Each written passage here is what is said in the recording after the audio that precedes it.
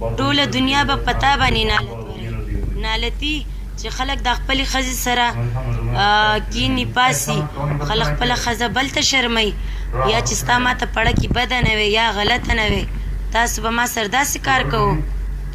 هم دې په خپله استعمال کړي یم، هم دې په مسعود باندې استعمال کړي یم، او هم چې دی نو په لک او په 2 لاکه به دې نه کتل، ماله به دې سړي راوستلو او دغه شان چې دی او خپل جیب او خپل ځان به دې پوره کوو.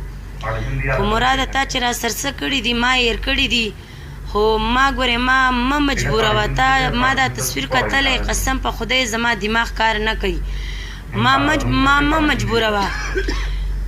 که ستا خواله درتلی شم که نه شم درتلی، نو سبا خو دې بوډۍ مور له خو دې ورتلی شم که نه، نو چې څنګه دې دا زه بربنډه کړې یم که نه، دا مې د خدای او تا سره واده ده چې بربنډوم به یو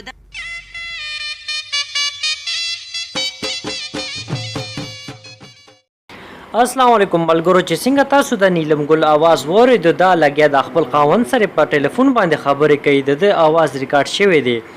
نو دا داسې بېهوده قسمه خبرې کوي او دی دا غلط کارونه، دا غلط حرکتونه کړي دي، او بیا هغې نه باوجود دی چې دی نو بیبیانو په شانتې ګرځي او دی وایي چې مونږ څه کړي دي، مونږ څه کړي دي، زمونږ ګناه څه ده.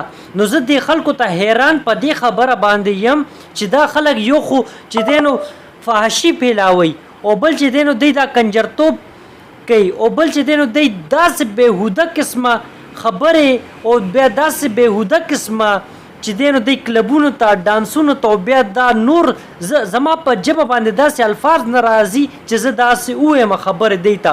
خو په دی کې انسانیت، شرم و حیا دا بیخي په دی کې اډو شته دی نه. دی بیا ځان ته مسلمانان وایي، مسلمان دا زه دی ته مسلمان اډو د سره نه ویم، دا مسلمانان نه دي، دا کافران دي.